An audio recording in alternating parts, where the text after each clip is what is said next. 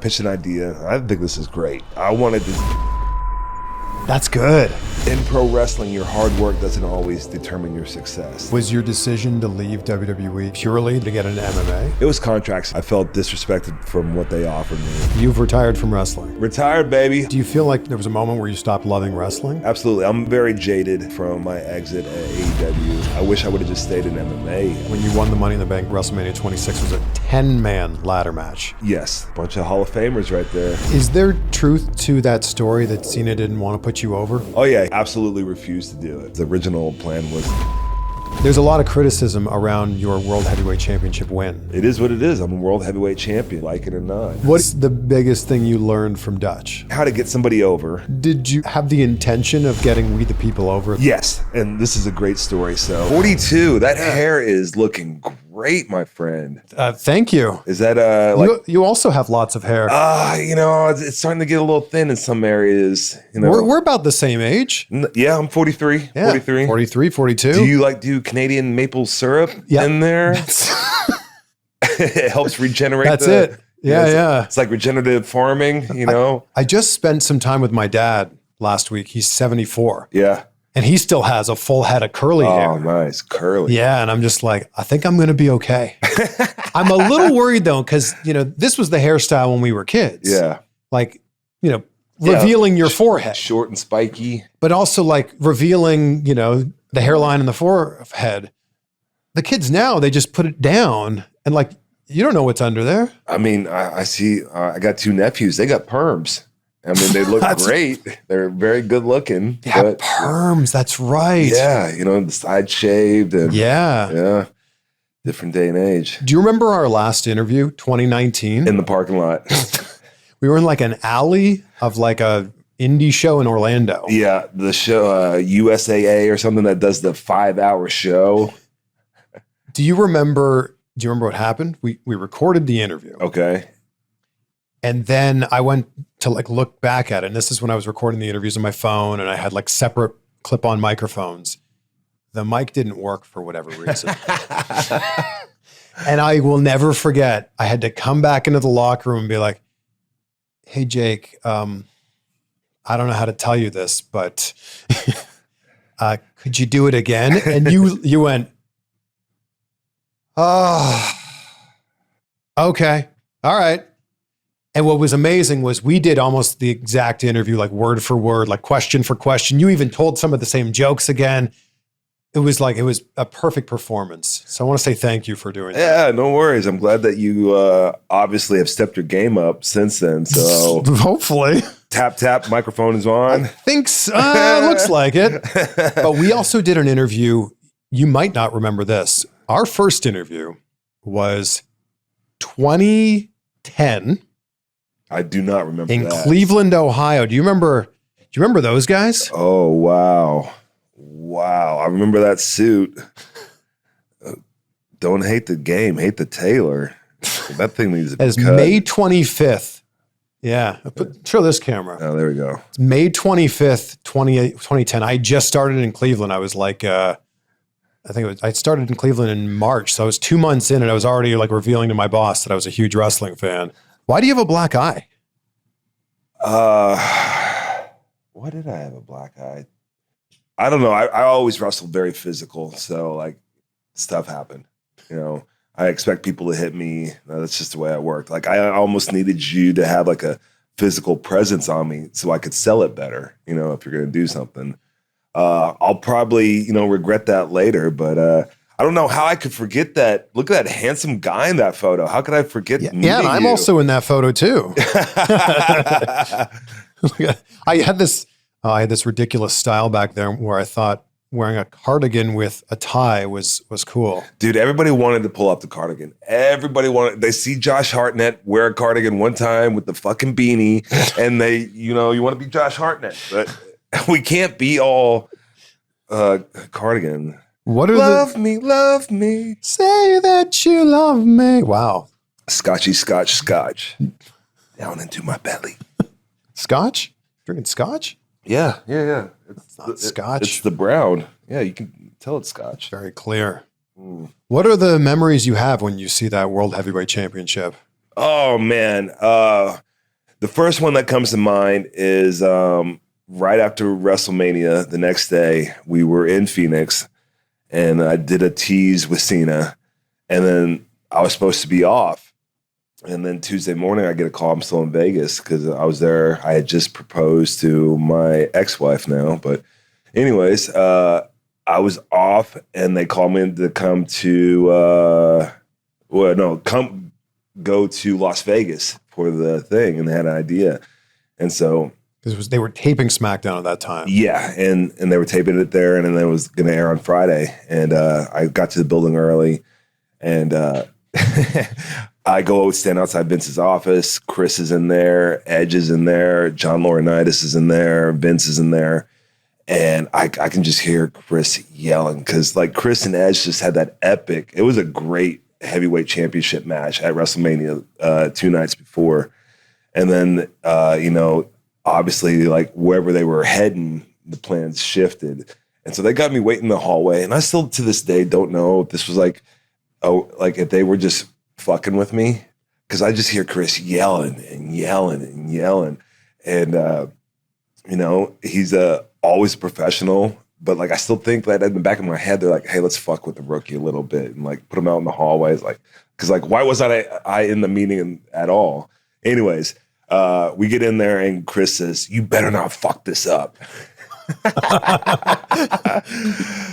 Great advice, right? Well, great. Yeah. I took him at his word. And so it all worked out great. And like Chris did the thing where he like took his shoe off a little bit before the gut wrench powerbomb, and the shoe went flying into the audience. And that was something that he wanted to do. So I appreciate both those guys. And I had a match with Randy Orton after that. It was awesome. Worked with Big Show. So many times I worked with Big Show. I loved working with him. I could just be like we do live events, and I could just kind of like be an idiot. Like I can remember this one time at Fort Myers, my uncle was in the crowd, and I really looked up to my aunt and uncle, and they had a beer. And so like, they were sitting front row because I got them seats. And so like I'm selling on the outside, like working the crowd, and I take their beer and I take a big swig of it, and Show already knew what to do. Like I hop up on the apron, I got my back to him. I'm just talking to the crowd. As soon as I turn around, he just punches me and goes everywhere into the crowd, choke slam, match is over. Like sometimes that's all you need. Yeah. So I always remember that. He will always give me shit. He's got a bad knee, and I blew it out during that heavyweight title run. We did this certain spot 100 times, and for some reason one night when he called the spot, I just stopped short. He was like, "Take out my knee." He was expecting me to do the front chop block that I would do, and I just stopped short, and I kicked him right in his knee for some reason. I don't know, and he always gives me crap about that. I'm sorry, Show. Please forgive me. Please. Is there truth to that story that Cena didn't want to put you over when you won Money in the Bank? Oh, yeah. He absolutely refused to do it. That he told you that? Or was just like, was that the original plan? Was the original plan for you to win he didn't tell me WWE that. Championship? I was told that was what happened. Like, because the original plan was I was going to beat him Monday night on Raw and not do the tease. But like, I'm a young guy. I mean, I've been there for a cup of coffee, so what are you going to do? Wow. Yeah. But like, I'm not the only guy he's done that to. He did that throughout his career. I was surprised to see what happened with him in Truth lately, because usually like he tried to take that glory, but I feel like this time he's the one who said we better go with Truth and like get him back here. It really does feel like on the John Cena retirement tour, he's like doing a lot of unselfish things. Like I don't watch anymore. I just paid attention to the Truth stuff because that's my dog. You don't watch it all anymore? No. I've seen enough wrestling matches. So you're done. You've retired from wrestling. Retired, baby. Hall of Fame. I used to say before I would go through the curtain and grill, I was like, you want to be in the Hall of Fame? Like right before the music would hit. Like that would just like be my mentality. Like, so. So you're done. Because we know how wrestling retirements work. Yeah. Oh yeah, I'm definitely driving up the price. So never say never. Okay, so never say never. Yeah. What led to you deciding you wanted to retire? I had done it since I was 2006. Dedicated like a lot of my best parts of my life to the sport. Roughly 17, 18 years. Very grateful. Had a good gig for most of that, and blessed to have done it because pro wrestling is very tough to get into, and there's literally hundreds of thousands of people who want to become pro wrestlers, and it's growing every day.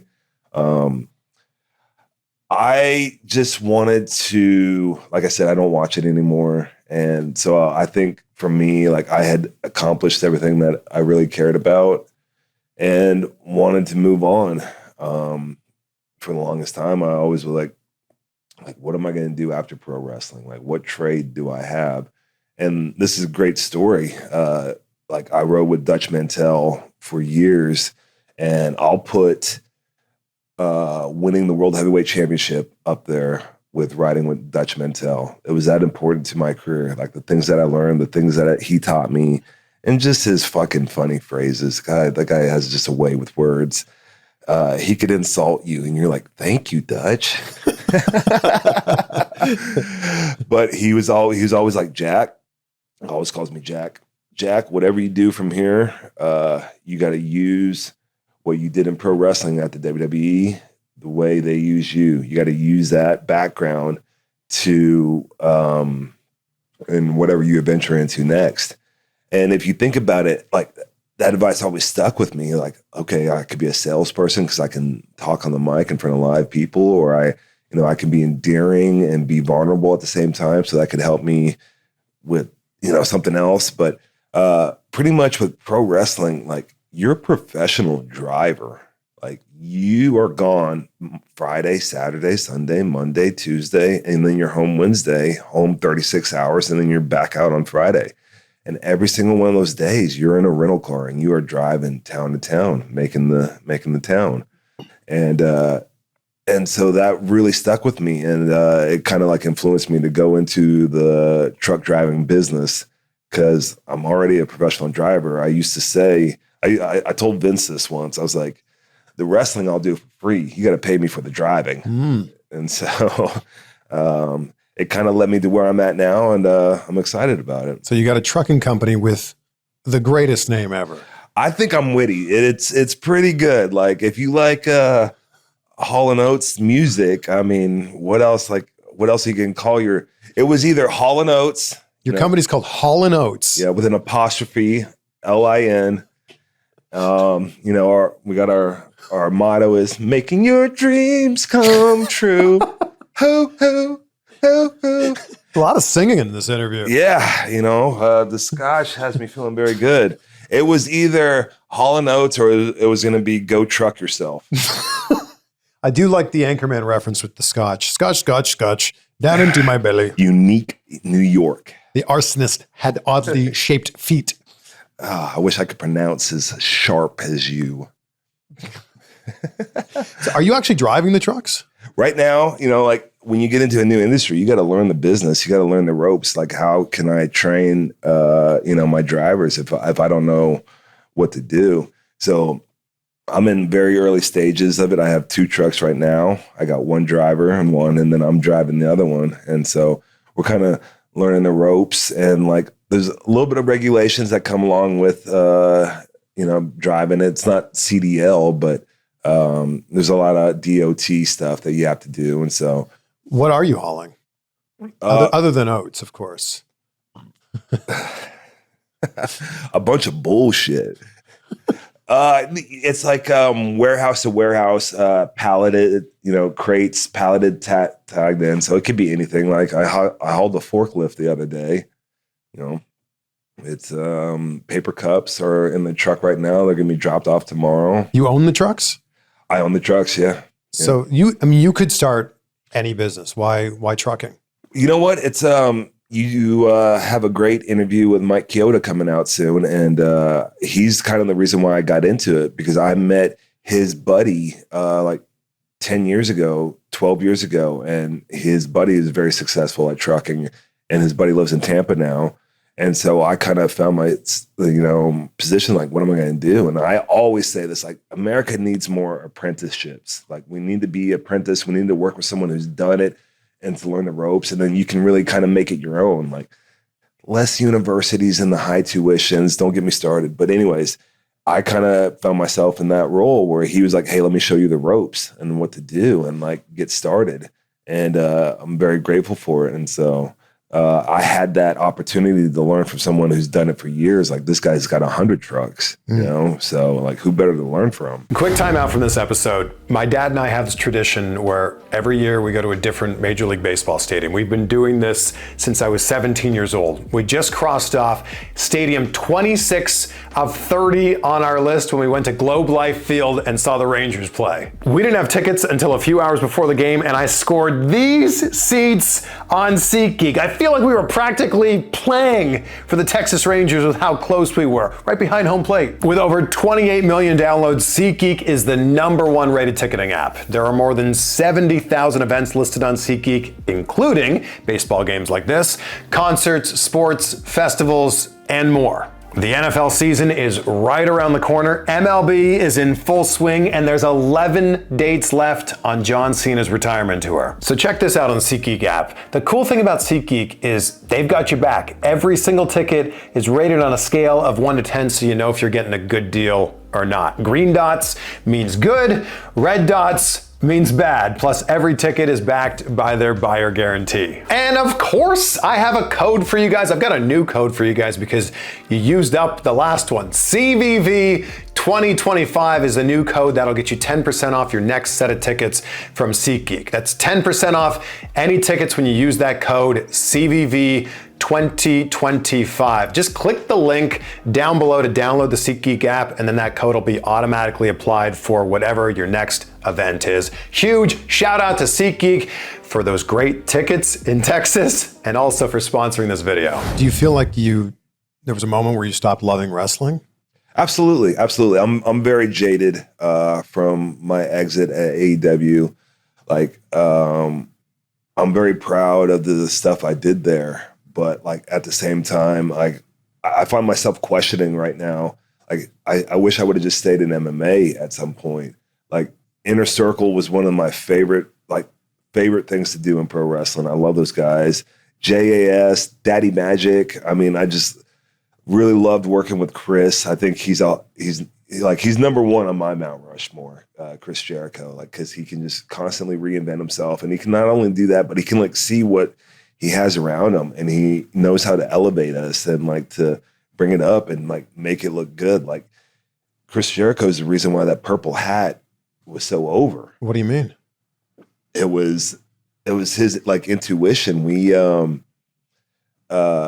that backstage promo, and it was live to the crowd, and where I first said, I like this hat.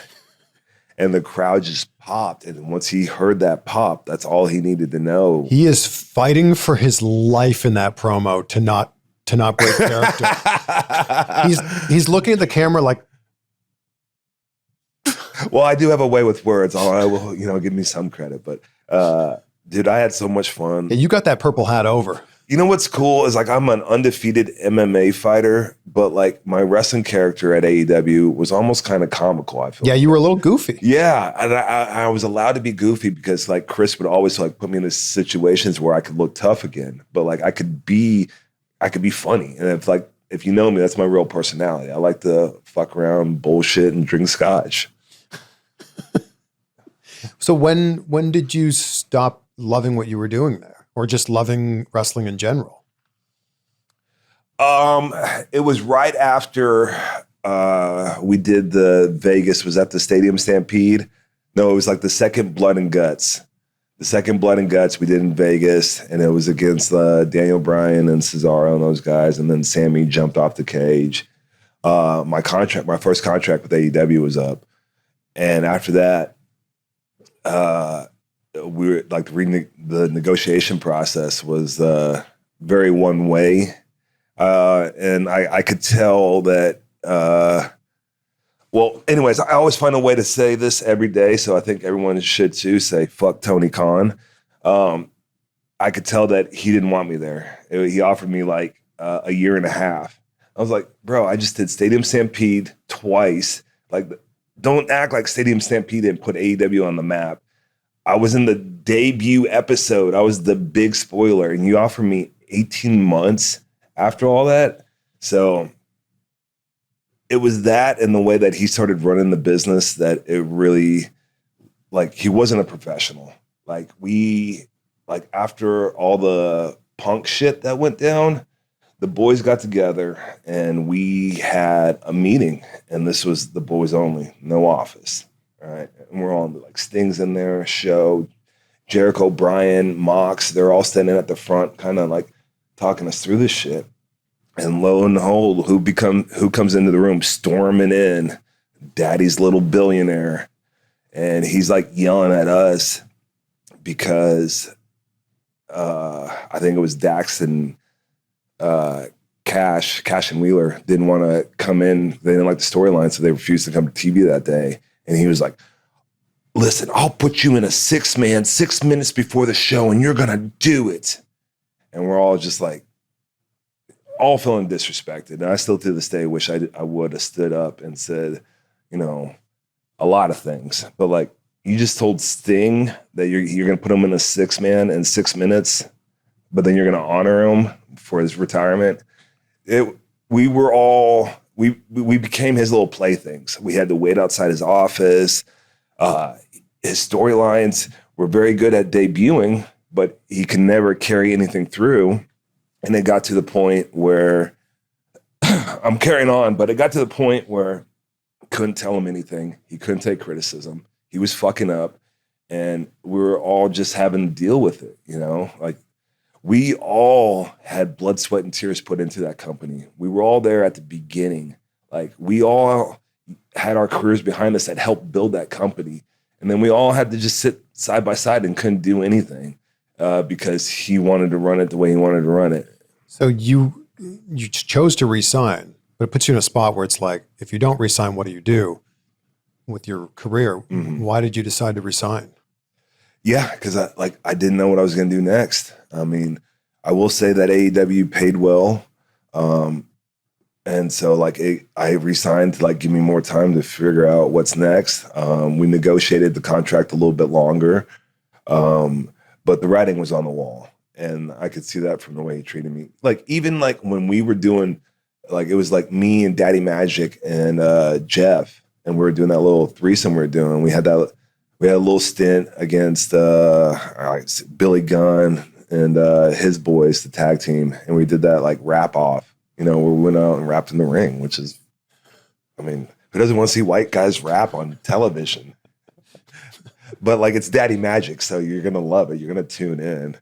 Right before that happened, like the beat started, and all day Daddy was like, I'm going to forget. And I was like, dude, it's just a promo. Just remember it like a promo. And he turns to me and goes, I fucking forgot.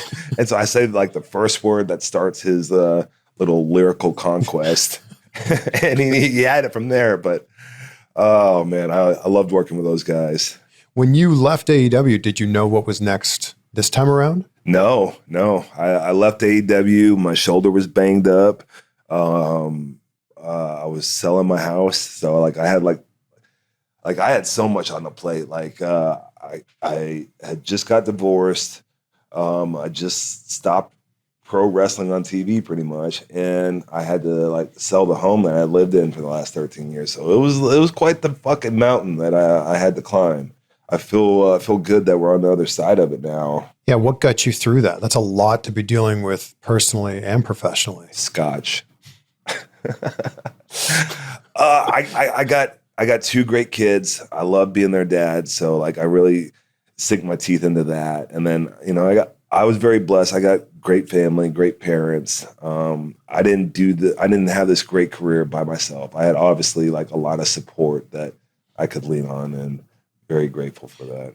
You mentioned it a few times in this interview. You were undefeated in MMA. Undefeated. Did I say that? Undefeated. I've never lost in MMA. That's some scary shit right there. Is MMA still in the cards for you? No, I'm retired from MMA.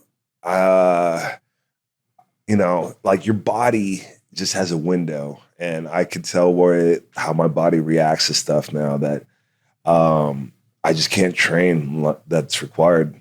You have to train in MMA like your back's against the wall, like you got a gun to your head, like this is everything. If you're not training like that, you're gonna go into that cage and you're gonna get hurt. All right. That's why I'm undefeated, because I trained very hard. I had great coaches that pushed me very hard. But like I know it's up. Even though I still like to spar, I'll still go and like spar. It's great. Hindsight being 2020, do you wish that you had just continued with MMA in 2019? I do. I mean, I had a great year in 2019, and then I had one fight in 2020, and then one fight in 2021. And like wrestling really took over. Like I really gave a lot of time to AEW. That AEW Dynamite that you were on was October 2nd, 2019. Yes. And then 2 weeks later, I had my third fight. I wish that would have went better. It was the one that had the no DQ. They said I need him in the nuts, but the guy was acting. He did that in another fight, but it was a great time. I had a lot of opportunity. Honestly, I wish I would have gotten MMA when I was 34 and not 37. What about if you got an MMA when you were 24? If UFC being what it was at that point in time, what if you had got in instead of going to WWE? I credit a lot of my success in MMA to pro wrestling, because if you can go on live television in your underwear and do the things that's required to be entertaining in pro wrestling, you can do anything. You can do anything. I'm not nervous about anything because I know I've done that. And so like fighting another man in the cage, it's scary at first, but once you get used to it and they close that door, it's a lot of fun. It's a lot of fun. I remember the first fight, I hit a huge elbow on a guy. And I'm in the middle of the fight, and I go, ooh, that felt good. Like my inner voice, I was like cracking a giant egg. It was like very satisfying. I was like, I'm sick, but it kind of takes that to be successful. You took a little bit from what you learned in WWE and you applied it to your MMA career, especially with promos. Yes. Oh my gosh. The best time to give a promo is after you just got done fighting someone. If you won. Sure. It's probably the worst time if you lost. There was something about it, the adrenaline. And like, I always saw it like that was a fighter's moment. That's like the collateral. That's where like, okay, I'm getting paid this much, but if I create this moment with this interview, then I up my worth with it. So I always like planned, like I had shit written down every time, and it kind of just depending on where the interview went. The one in Chicago, I could have like went so hard on Chicago. They were booing me because they thought that I held on to the choke too long, but really the ref was breaking the guy I was choking out. He wasn't touching me, so I wasn't feeling anything. Anyways, they were booing me. I could have said like, "Hey, are you mad because he looks like your wife? Are you mad because your quarterback's name is Mitchell? It was Mitchell Trubisky at the time. I'm from Oklahoma. I can't pronounce shit. All right." Trubisky, there, I said it. You cut the rock hard promo. Yes. Rock hard Jake Hager. I'm rock hard with emotion right now. Aren't you happy? I'm rock hard with emotion, yeah. Couple of hard dicks just sitting right here doing an interview together. I mean, your name is Richard, right? Sure. Okay. My real name, yeah. I'm sorry, I'm not funny. But that was a great interview, and like Jericho always went up to me. He was like, "Cut that interview again."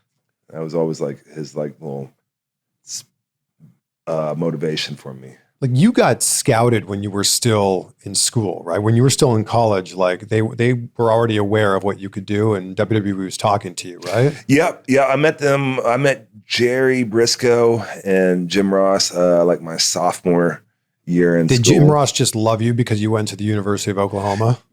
Yes and no. You know what he really loved? He loved my roommate, Dusty Dvorak, who was an NFL Chicago Bear defensive lineman too. We were in the same class. We lived together. And that's kind of how I met gym was through him. He was recruiting Dusty very hard to go into WWE, and Dusty was destined for the NFL. So Dusty had long flowing hair, so he kind of just looked like the pro wrestler part. I was kind of skinny, and I needed to get a little bit more, a little more cut. He's big, but he ain't got no cuts. What weight did you wrestle at in college? Heavyweight, yeah. So what was your normal weight for a match? My freshman year for football, because I went there for a football scholarship, I got up to 293. That was the most I ever weighed. And then heavyweight. At what position are you 293? Defensive tackle. Like you got to be 290 pounds if you want to play D-tack in the NFL. I could have used a little bit more speed, but wrestling, the heavyweight weight limit is 265. So you wrestle at 265. You were dominant in college, right? Dominant. Two-time All-American. One time okay. All-American. One time All. You were just the All-American. I missed being a two-time by one match. I got beat. I said it. Did you think at that time, I mean, you're getting heavily recruited by WWE, but did you think like, what if I took this into MMA? Did you think about that at that time? What's funny is I can remember my senior season, and there were guys who were starting to do jujitsu because we were off season, but we'd still come in and work out. We would wrestle and, just less serious stuff. And guys were doing jujitsu. They were putting on the gis in the wrestling room. And I was like, what is this? I had no idea what it was. And so this is 2006. So it was Chuck Liddell versus Randy Couture, Tito. God, I can't believe it. Anyways, those big fights. Yeah, those big rivalries. Fights. Tito Guy Metzger at that time. Yeah. And so we had just started to get together, and do the pay-per-view watch parties and whatnot. But I didn't know anything about it. I didn't know what jiu-jitsu was. I didn't know why they were laying on each other like that. I was like, this isn't wrestling. Yeah, that era, Rampage Jackson was in that era. Those guys at 205 were running the division. Yeah. And so to me, I'm very grateful that I went pro wrestling first because you need a name. You need a name so it helps with the fights because you want to eventually, everything is pro wrestling. You want to promote, right? Even if you're fighting, you want to promote. And since I had the wrestling background and I had a little bit of a name, it helped me. I didn't have any amateur fights. I went right into professional MMA, which is wild. No one goes from high school to the NFL, and this is very similar skill set. If I think so, but I'm just kind of talking out my ass with a lot of scotch in me. But I imagine when you decided to leave WWE, and we'll get into that, but when you decided to leave WWE, UFC probably caught wind of the fact that you wanted to do MMA. Was there an initial conversation with UFC? There's a big time agent that I spoke with in 2014. I can't remember his name. I went to a UFC Orlando pay-per-view, and my college football coach works for UFC now, and so he's good friends with Dana, and I sat right behind Shaq. I had great seats. And I got to meet Dana and whatnot. And then after that, I met this agent. And he was like, Brock had just started doing it. And Brock was really the idea behind it because I saw how he came back to wrestling and then made him a bigger star. And I'm like, what if I do that? And I wish I would have done it sooner. I wish I would have done it in 2014. It would have, but I didn't know the path. When I first decided to do it, when I left WWE in 2017, I called my friend Josh Rafferty, and he was always I met him through Dave Bautista, and I was like, hey, Josh, who was Dave's MMA coach? And he's like, oh, that's easy. It was me. And I had a lot of beers with this guy throughout the years, and I never knew he was in MMA because he didn't put it out there. He's a very humble guy, and we would just hang out and have a good time. And turns out Josh Rafferty was on UFC Contender #1, the season that built the UFC. So we started training together, and I wouldn't be here without him, 100%. This episode is brought to you by Magic Spoon. Magic Spoon makes high-protein, zero-sugar cereal and treats reinvented from your childhood because, as you know, nostalgia is a special thing, and a delicious thing in this case. Every serving of Magic Spoon high-protein cereal has 13 grams of protein, 0 grams of sugar, and 4 grams of net carbs. They come in nostalgic flavors like fruity, cocoa, and frosted. Magic Spoon's high-protein treats are crispy, crunchy, airy, and an easy way to get 12 grams of protein on the go. They come in mouth-watering flavors like marshmallow, chocolate peanut butter, and dark chocolate. Both are great on the go, or I love them pre-workout or post-workout, or hey, eat them as a midnight snack. Get $5 off your next order by going to magicspoon.com/CVV, or look for Magic Spoon on Amazon or your local grocery store. That's magicspoon.com/CVV for $5 off. Was your decision to leave WWE purely that you wanted to get into MMA? It was contracts again. I felt disrespected from what they offered me. They offered me like half of what I earned that year.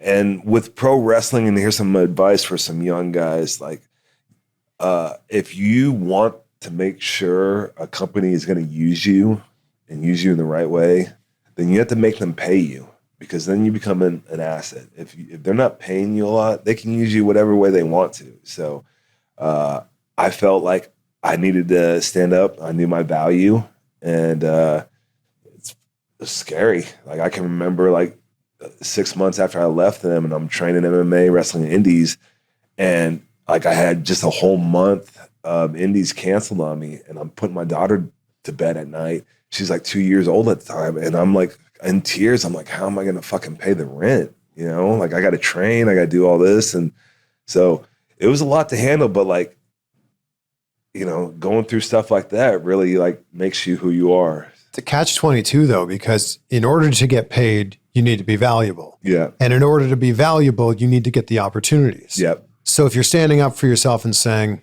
I'm not going to work for less money, if they don't consider you valuable, they'll just go, well, see you later. And that's really what I come to realize too with pro wrestling, which I love it. I had a great career. You know, I was very blessed to have the opportunities that I had in it.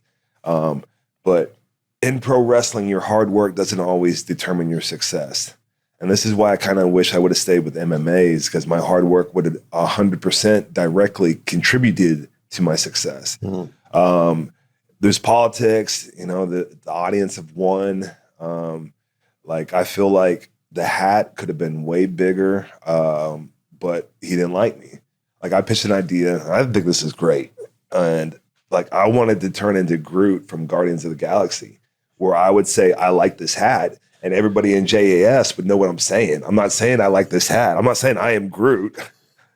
You know, they would just like, you know, play off of it. Yeah, that's good. Dude, yeah.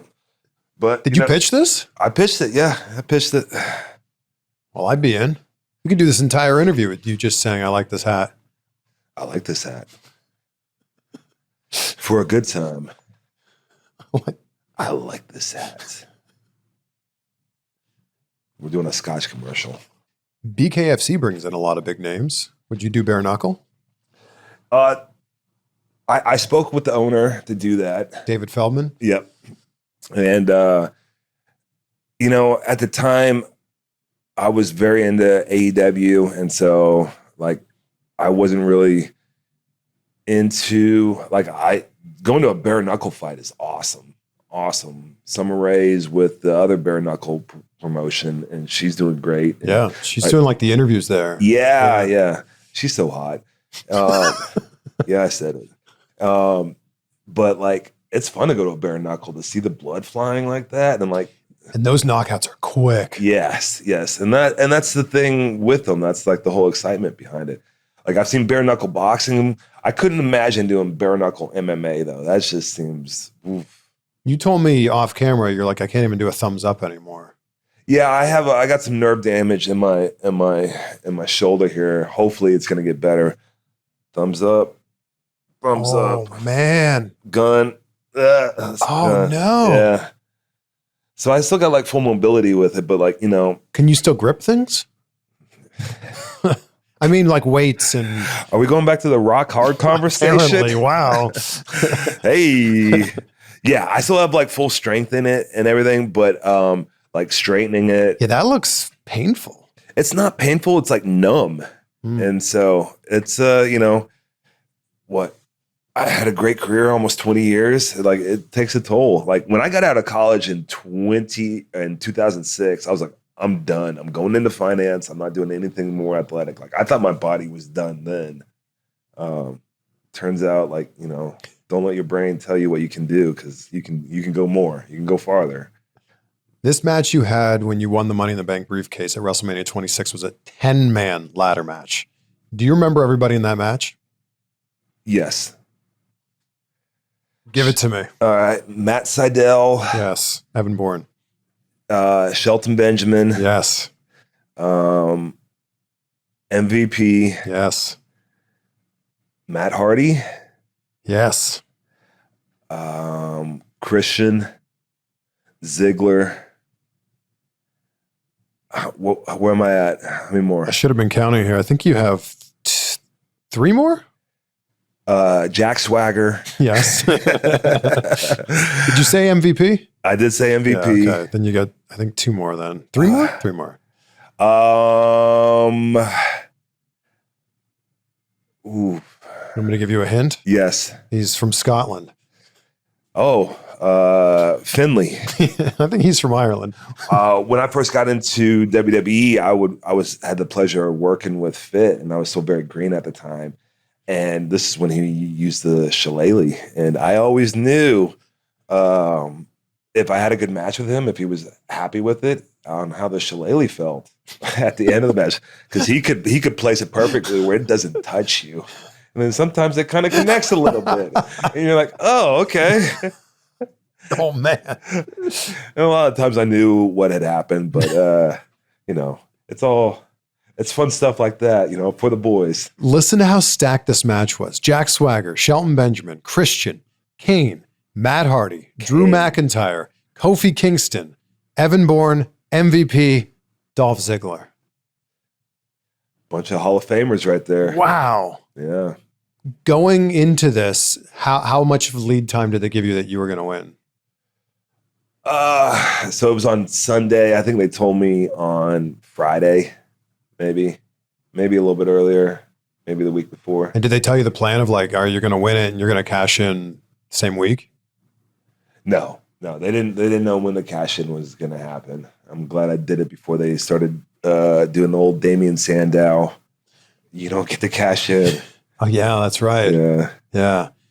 There's a lot of criticism around your World Heavyweight Championship win. How did you deal with it then?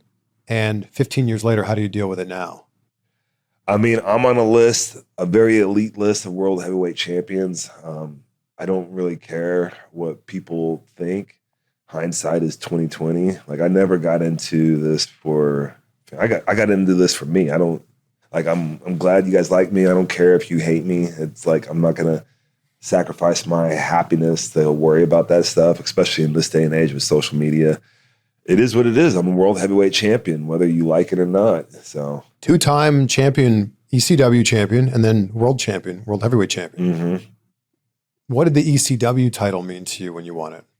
It was very cool because that was the first one. And I was so sorry you had to hold that ugly belt. That version of that championship was... It sucked to travel with. It was so fucking heavy. But like, that was when I first learned kind of like what a really good match was composed of. And that's when I first heard the big pops, as we call it in the business. Sorry, playing footsie.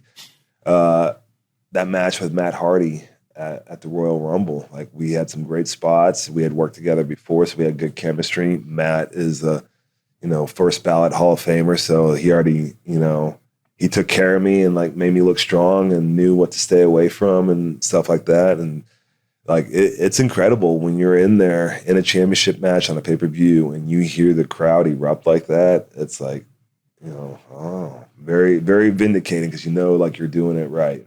How much different do you think that run might have been had you already had the knowledge from working with Dutch? Like Dutch gave you so much knowledge, right? When you were working with him and We the People. I feel like that made you so much of a better wrestler.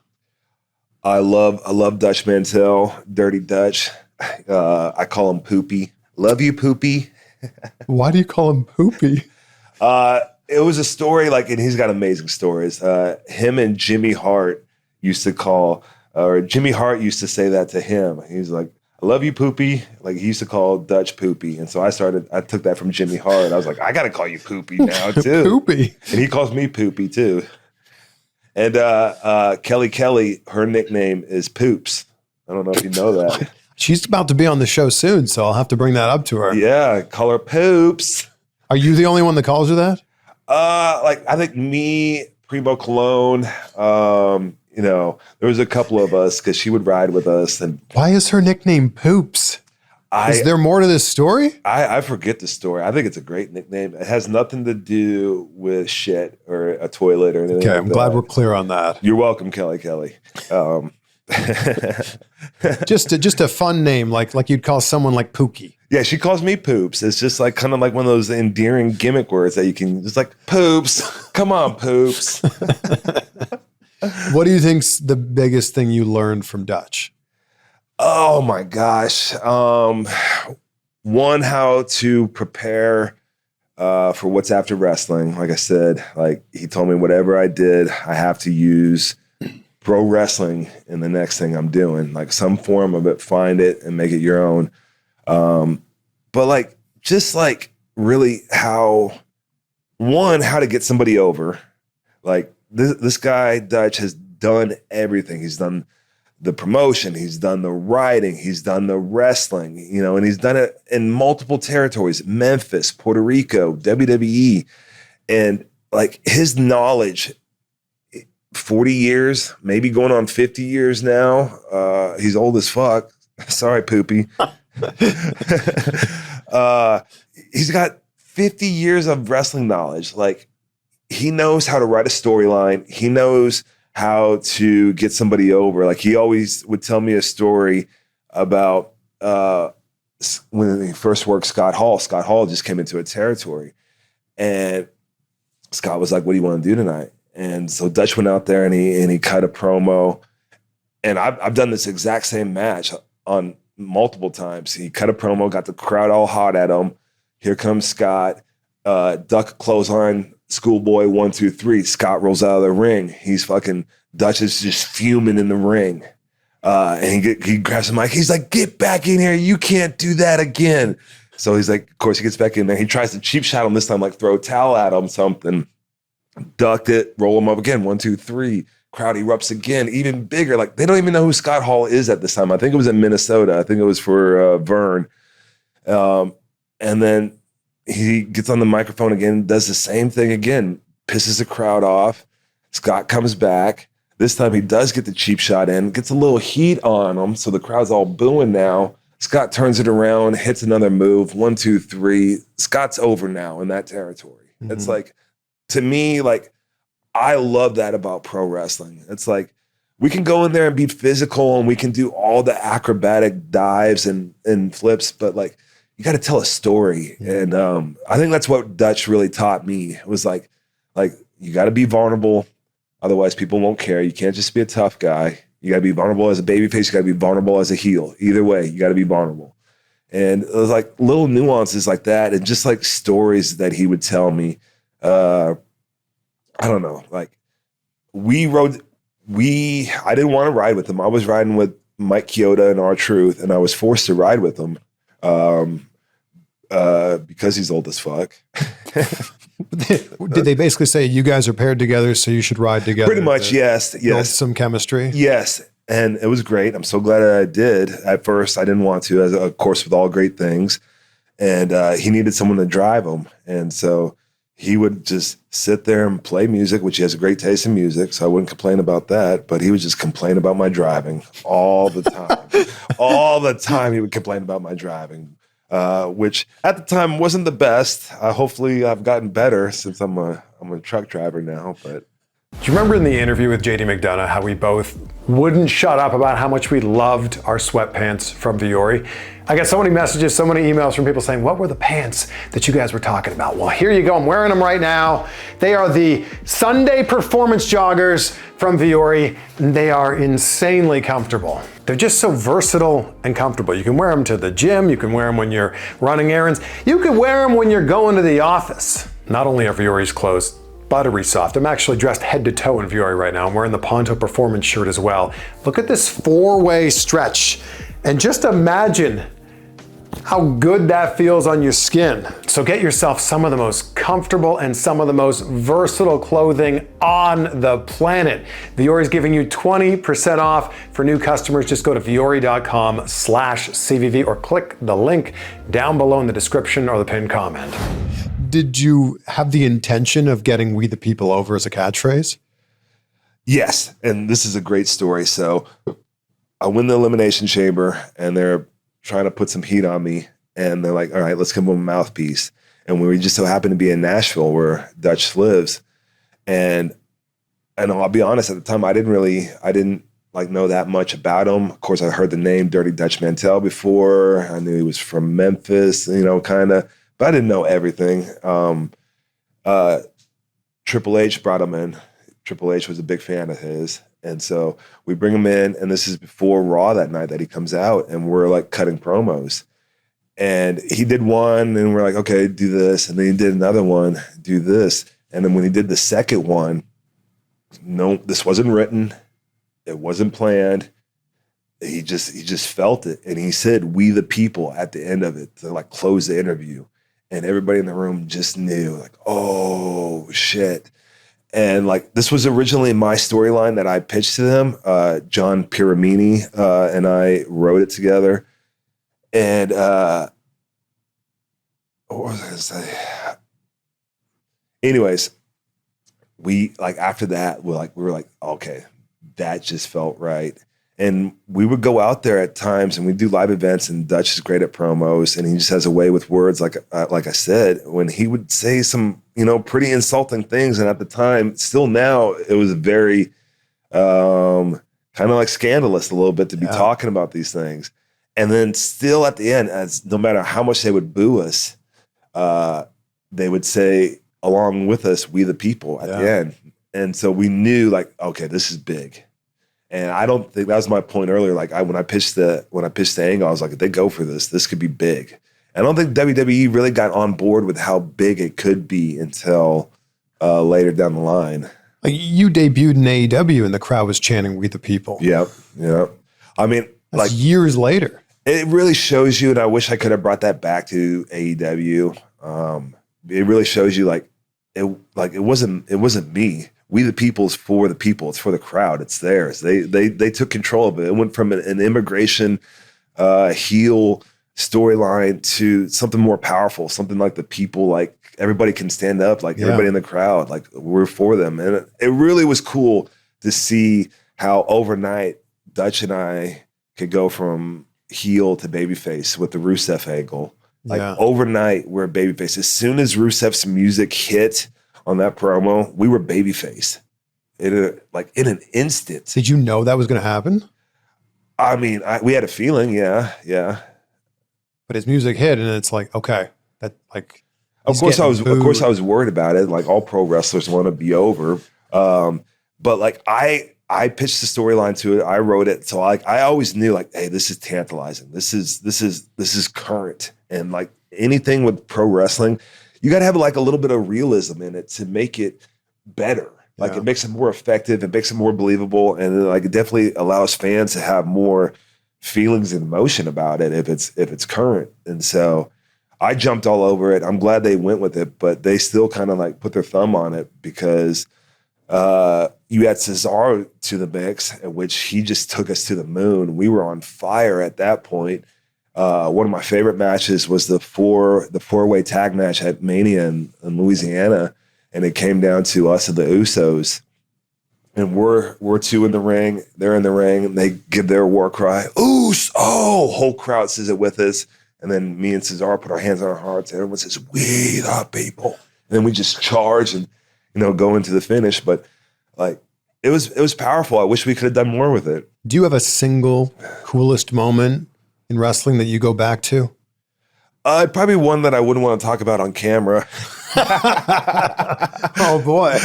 What about one in the ring then?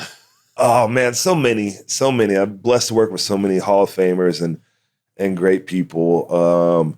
That was one of my favorite moments. Working with Rey Mysterio for the World Heavyweight Championship. We kind of had a couple of good matches. I remember working with Taker in Mexico City in front of 19,000 people, and I fucked up. He called his signature flying clothesline and the comeback, and I thought he meant for me to clothesline him. And so we kind of double clothesline each other, and we're both laying there, and he's like, "You got to know my shit, brother." So that's kind of what started me working with Ray. Is Taker stopped working with me. He was like, "Okay, you go work with Ray on this tour." You had a mascot for a little while. You had Soaring Eagle. Oh my God, the Soaring Eagle. How amazing was that? It was certainly memorable. Is there truth to the rumors that was Chavo Guerrero? Number one in your heart, number one in your program, Chavo Guerrero. He did it for most of it, and he did it the best. It was amazing. He was not happy doing it, but he was amazing at me. Why was Chavo Guerrero the Soaring Eagle? I think it was just one of those timing issues where we needed someone with experience. Obviously, you had to he played to the crowd so well with everything, and he didn't have something going on at the time. And also young guy, pair me with an older guy so I can learn and get a little wisdom from it. Chavo, thank you. You will always be my Soaring Eagle. And you're also the reason why I'm drinking scotch right now, Chavo. Why does Chavo make you drink scotch? Man, I forget. And you're all out. I'm sorry. I forget one. Yeah, bartender, garçon means boy. One European tour, everything changed. We went from drinking every now and then to drinking every night. And that reason was Chavo. Ooh, Chavo. He was a veteran on the tour, and we had to keep up with him. Otherwise, we felt the wrath. So when it wasn't Chavo as Soaring Eagle, who was it? My personal MVP, Heath Slater. I got kids, man. He did it for a little bit, and I love you, brother, but you were no Chavo. So could people tell the difference, or you could certainly tell the difference, but could people tell the difference in the way that the Eagle acted? We should watch some film and go back and tell.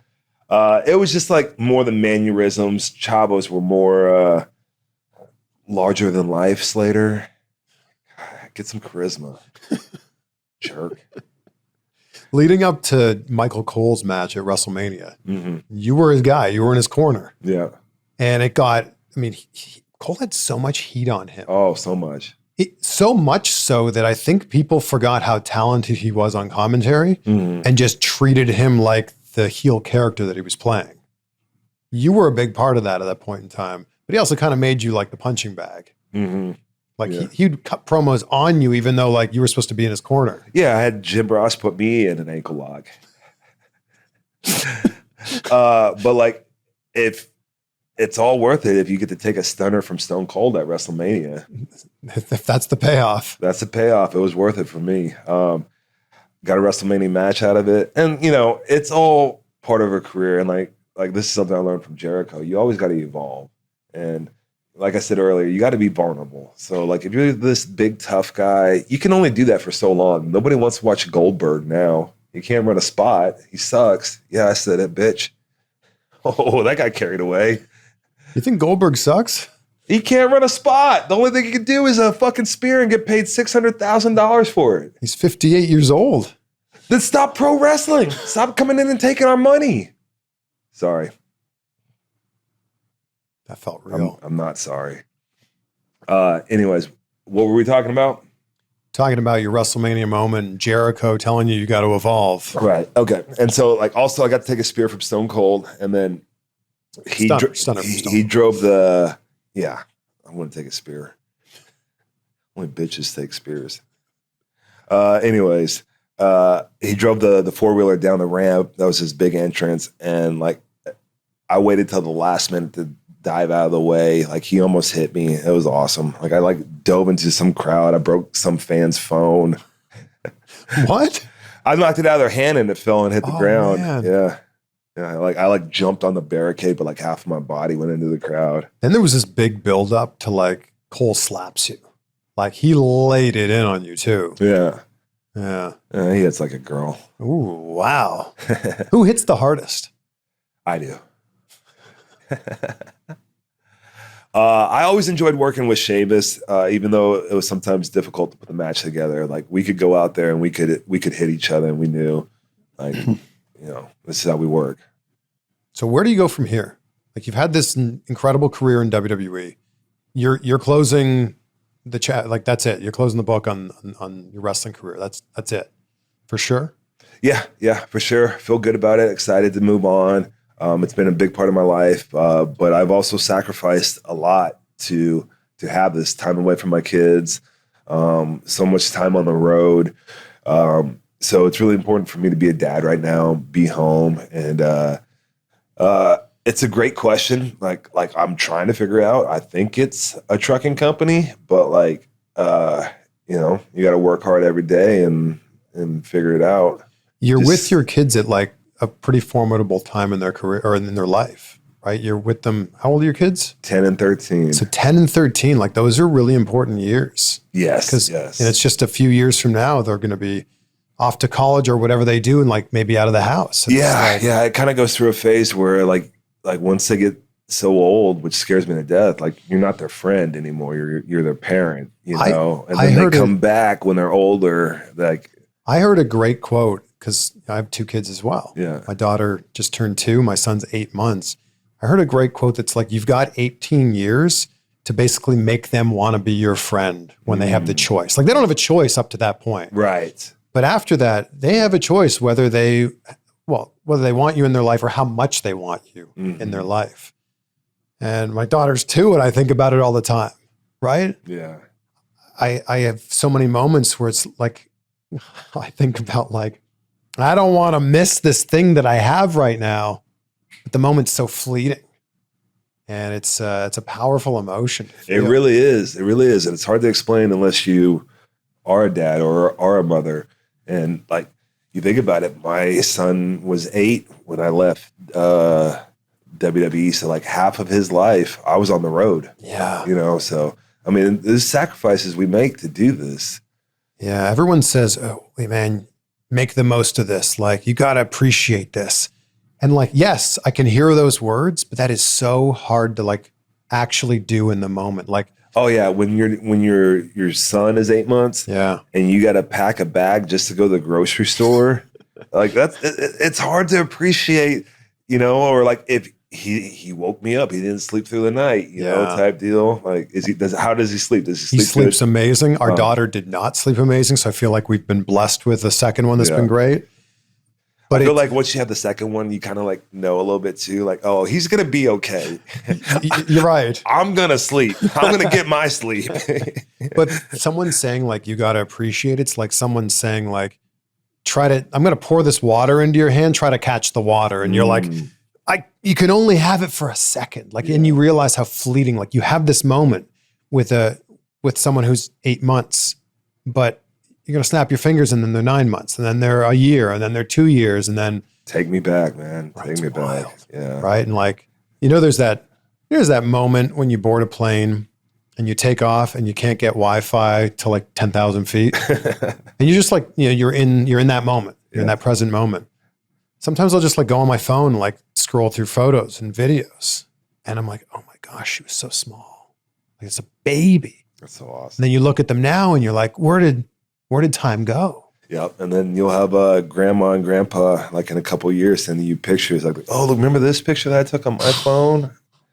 I'm glad that you're there for the kids now. Yeah, I love it. Oh, I've always been there for the record, but But you're not on the road as much, is yeah. what I'm saying. Yeah. Like, it's not like, what city am I off to now? Yep. I would rather drive anywhere. I only want to get on a plane if I have to. It better be a bad bitch in the Bahamas or something like that. A quick flight from Florida. Bahamas. Well, I'm excited to see what you do with Haulin Oats.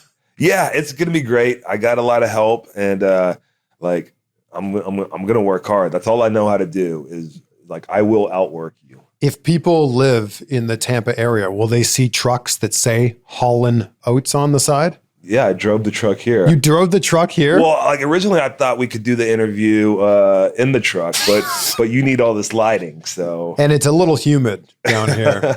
We got to go take a picture by the Haulin Oats truck. I didn't drive. That would have been great. What a tease. What a tease. What a tease. Thank you for coming here, even though you didn't come in the truck. And I'm going to ask you the question I ask everybody at the end of every interview. And I wasn't doing this actually the last time we did that interview in a dark alley. Gratitude means so much to me. I start every day saying out loud 3 things I'm grateful for. And my wife, Rachel, and I do it before we go to bed every night.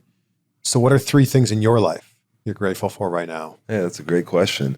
I'm grateful for my kids, obviously, number 1. They mean the world to me, everything. Once you become a dad, everything becomes about them. Yeah, it's amazing. 2, I'm grateful for the career that I've had. Like, I just was inducted into the Pro Wrestling Hall of Fame, so very grateful for that. Congratulations. Thank you. And then 3, I'm grateful for my family because like everything that I have, I learned from them, like how to work hard, how to be kind, how to work smart, and like how to, sometimes, do the dirty stuff that nobody wants to get ahead. And so my mom, my dad, my older sister, my aunt, my uncle, my cousin Ryan, the reason why I ever started wrestling is because I idolized him, and like, so many people that are so important in my life, and just grateful that they want to be in my life. Well, thank you again, man. Hey, all we can do is keep going. Get you another scotch. It's that time.